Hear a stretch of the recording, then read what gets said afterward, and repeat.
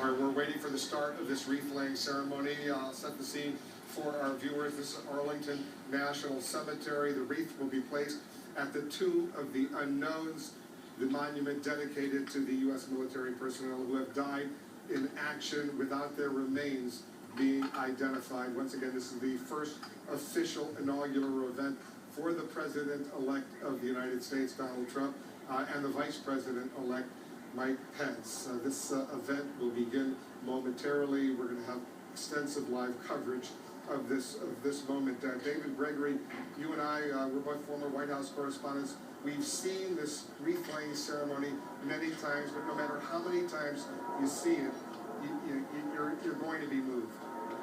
It's moving to watch as a citizen. It's moving to watch as anyone who's got a role of responsibility in Washington. It is beyond that. It is a different level of humility for someone who is on the eve of becoming the commander-in-chief. Because of all the power you have, of all the pageantry that surrounds you, the loneliest part of being president is that it is your job and yours alone to be the last one to order men and women potentially to their death. That's what this represents. It's unvarnished. There's no way you can sugarcoat it. It is part of the job. It's an awesome responsibility, and you come face to face with the honor that this represents, the bravery it represents, but the painful anonymity that it represents as well, that we can have a son or daughter lost in battle and never truly identified in all different parts of the globe. We're seeing some of the staff there, the military personnel, others. We're awaiting the President-elect of the United States will be walking down those stairs, and there we see some of the family members, Ivanka and Jared, walking down, some of the other adult children of the President-elect of the United States. Matt Lewis is with us as well. Matt, this is a moving moment for them, for the family as well. Absolutely. You think about, we're talking about the history, the tradition, the pageantry, the responsibility, and then other presidents throughout history. John F. Kennedy, of course, is buried there, but other presidents from George Washington to Abraham Lincoln who have sent, service members into harm's way, and Donald Trump, maybe he started this as a lark, it's unclear, but he is about to put his hand on the Bible and about to be the person in charge of those decisions. Emily, we see the family there. We see Ivanka. We see her husband, Jared Kushner, who will be a senior advisor to the President of the United States. The two adult sons, Don Jr., who will not be in the White House. They will be taking care of the family business. But now we're seeing the family beginning to walk down, including Melania, the next First Lady of the United States. Emily, you studied this family for a long time. Yes, absolutely. You see the eldest grandchildren of Donald Trump there. You don't see the youngest members. I would find it hard to imagine that this family has actually visited Arlington before today. So not only are they visiting this somber, incredibly emotional scene, but they're visiting it as the first family for the first time. That has to be a tremendous amount to take in. Family has been brought down. Pretty soon the President-elect of the United States and the Vice President-elect of the United States, they'll be walking down with military escorts, and they will be presiding over this wreath-laying ceremony. Interesting. Well, when President Kennedy looked at this space and toured it with the superintendent of Arlington, he actually said out loud, this would be a marvelous place to be buried someday. Of course, so premature in his own life. The view itself is stunning.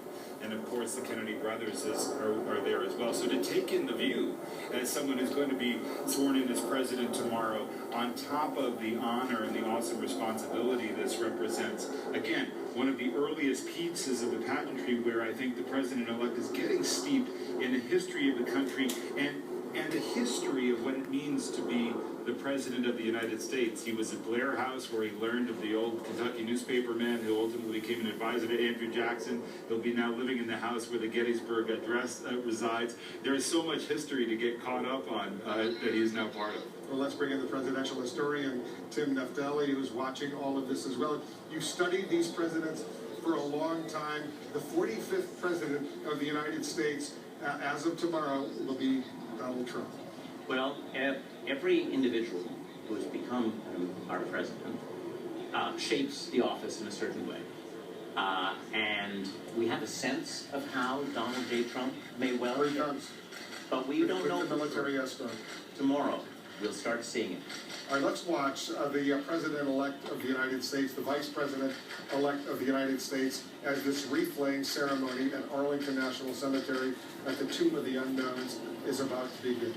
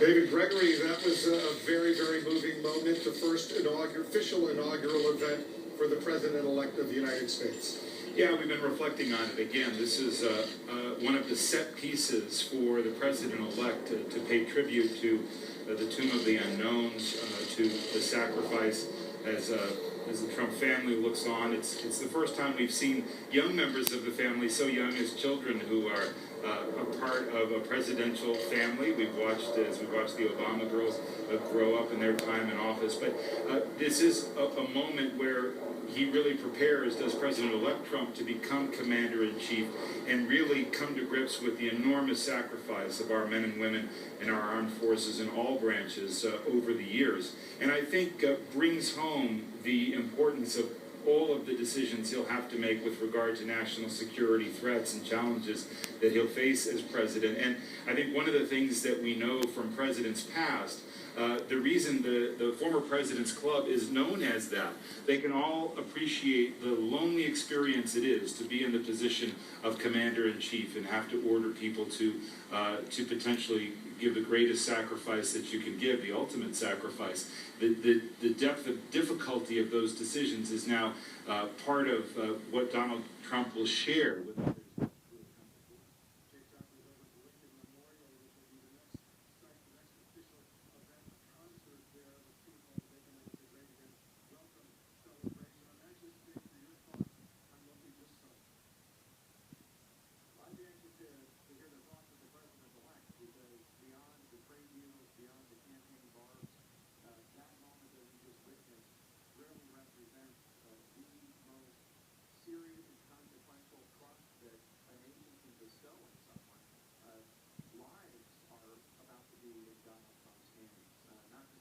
of U.S. service members, but as Commander-in-Chief, his primary responsibility is keeping the American people and the American homeland safe and secure.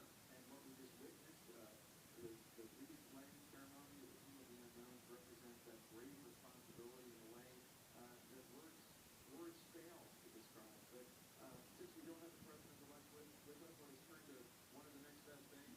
We have with us, with me standing here at Lincoln Memorial, Tom Barrett, who is the chairman of the Presidential Inaugural Committee. He is responsible for one of the enter the celebration of the peaceful transfer of power, as well as the celebration of the 45th presidency, and also a dear friend of Donald Trump since 1985. Thanks so much for being here. We really appreciate it. Glad to be here, Jay. Thanks. So congratulations on everything that's about to unfold. Let me ask you, as somebody who knows Donald Trump and is watching him go from a civilian to the commander-in-chief, what are you witnessing behind closed doors? Goosebumps. You know, the weightiness of the moment of transitioning from candidate to president is momentous.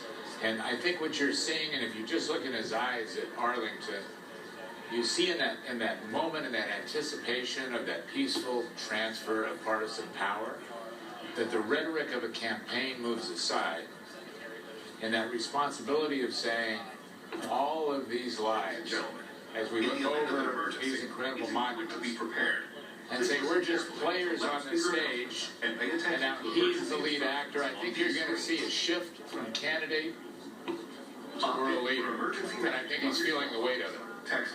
And do you, before coming out and we were watching, and you were noticing the guy that you got known for so many decades, the look in his eyes, the look on his face changed. How so? Can you be more specific? What did you see that was different? You know, the man is intense. I don't think you've ever had a harder working candidate in history.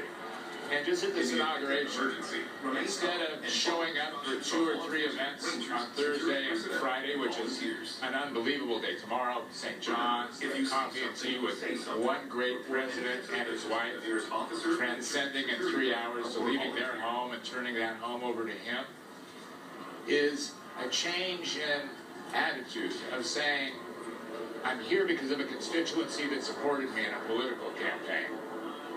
And what I'm going to do is I'm going to represent all of the constituencies, including the constituencies that didn't represent me. And that heaviness, that burden of being able to communicate that, you can see in his eyes, he's there, he's up for it. You also said that you don't think he's going to be as glib anymore. It's really hard for people who have followed him as the presidential, not just the campaigner, but also the reality TV star. It's hard to imagine, but you really think so? No, absolutely. You know, the glibness in 144 characters. When I say glib, what he's done is he uncapped something that none of us saw.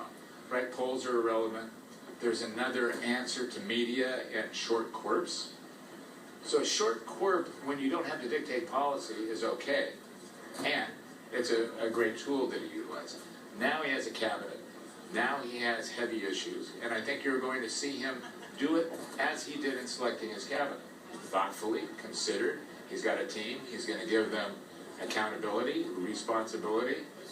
And I think it's time for all of us in America to say whatever it was that we did during the campaign, we should follow his lead. Let's put it behind us. Let's give him a chance to look at these monuments. Korea, Vietnam, Washington, Jefferson, Lincoln. These were built on the back of controversy and people's lives and spirits that we need to honor. And this moment is one of the few moments in the world in which this transition of power happens this way. I mean, if you can imagine, one of the most unbelievable moments for me is the coffee and tea where Michelle and President Obama invite them into their house. For both of them, the compassion they must feel for each other. President Obama saying, hey, pal, you're about to step in to something you probably can't imagine. And President-elect Trump saying, I have such compassion and respect for what you've done. I may not agree with the political issues, but as a man, as a leader, thank you. It's momentous. This evening, there will be a dinner with President-elect Trump and Vice President-elect Pence. We're told that there may be some big names at that dinner. Can you fill us in? Anyone that we should know about? But you know, the big names in Trump land are actually the invisible people, right? So if you look at the people who got him elected, it's the waiters, it's the drivers, it's the people who are working 3 shifts when we, the beneficiaries, are able to celebrate a triumph.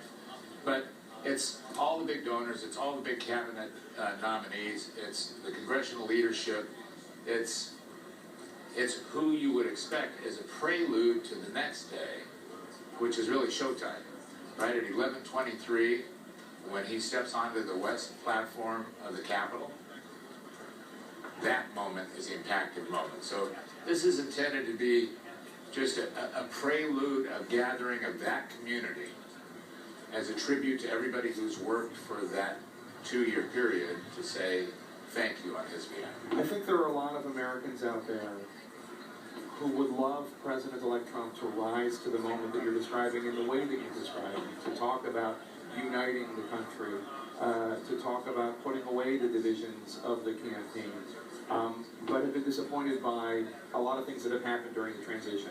This is not a Sunday show. I'm not going to ask you a million tough questions. Do you understand what I'm saying? Is he ready for that moment? There are a lot of people that would love to rally behind him. Yeah, he's totally ready, and he gets it.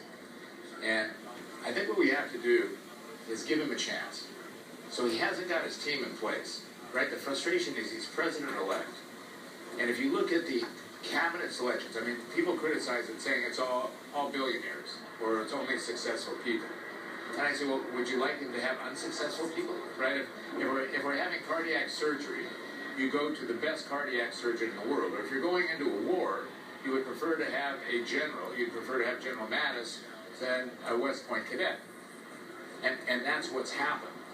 So what I would love to see, and I think what will happen with him, is he now knows he's president for all. He'll take that responsibility. I think you're going to see it in spades. And in turn, all of us need to give him a chance. And to say, great, now you're the leader.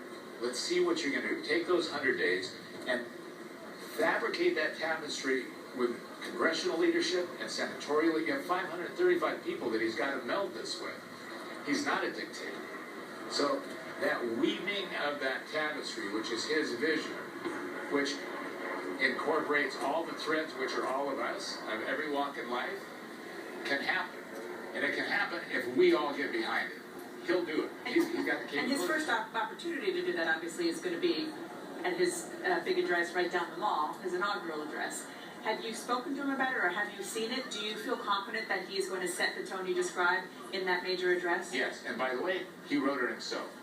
I mean, it's, Steve Mo, he's got the best speechwriters available to him. He wrote it himself. He's written 13 bestsellers. No, he would never share it with any of us, right? He's going to use it as a surprise for all of you. But it really comes from, he's got it from his heart. It's well thought. And I think it'll be a message to the world. And what we need to do as a message to the world is say, look, we can never be attacked by the outside if we're together on the inside. So I think that's the first task. And those first 100 days is domestic policies, immigration, tax reform, Obamacare, education. He'll nail those, and his team will do it. And foreign policy, he was the first president that ever reached out to the domestic diplomatic corps. When we started this, he said, look, I want you to reach out to the domestic diplomatic corps, and I want to know what they think. I researched it. It had never been done. So he said, I want to do it someplace special. So he did it in the Mellon building, which he's been a critic of NATO. We did it in a building in which the NATO pact was signed. And we had 165 ambassadors who had never, ever been invited to a function like that in history. So what should that tell us? That he has that cultural sixth sense. He has adaptability. He listens. He's reaching out for information. He'll be a conciliator, and he knows how to draw hard lines. When he draws a hard line, that is the hard line. He'll do both. Best of luck. Thanks. Well, I for really being hope here. it's a great inaugural celebration for you and the president-elect and the Thanks. for the country. Thank you. We're going to take a very quick break. When we come back, the inaugural is just getting started. Stay with us.